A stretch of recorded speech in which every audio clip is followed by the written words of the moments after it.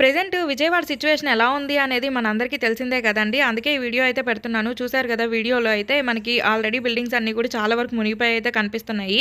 అక్కడ ప్రజలు, పిల్లలు అందరూ చాలా కష్టపడుతున్నారనైతే నాకు అర్థమవుతుందనమాట ఈ వీడియో చూస్తుంటే. నేనైతే ఎక్కడో దూరంగా ఉన్నానండి. కానీ అక్కడ ఉండే సిట్యుయేషన్ కొంచెం బాధగా ఉంది. కాబట్టి మన వంతు సహాయం మనం ఏదైనా చేద్దాము అన్నట్టు చేస్తున్నాను. ఇదైతే మా ఫ్రెండ్ నంబర్ అండి. తను విజయవాడలోనే ఉంది. అండ్ ఆ చుట్టుపక్కల ఉన్న ఫ్యామిలీస్‌ని అయితే కొన్ని తీసుకొచ్చారనమాట. వాళ్ళ ఇంట్లో పెట్టుకొనున్నారు. అక్కడ పిల్లలకి పాలు అండ్ ఫుడ్ పెట్టడం కొంచెం కష్టంగా ఉందనేసి హెల్ప్ అడుగుతుందనమాట. అండ్ అంతేకాదు అక్కడ ఫీవర్ అండ్ సమ్ ఫ్లూస్ కూడా అటాక్ అయ్యి ఉన్నాయంట. కాబట్టి వాళ్ళందరూ కొంచెం జాగ్రత్తగా ఉండాలని నేను కోరుకుంటున్నాను. మనం వేసే ఒక్క రూపాయి అయినా సరే వాళ్ళకి చాలా హెల్ప్ అవుతుంది. మనకు పోతే ఒక ₹10 పోతుంది.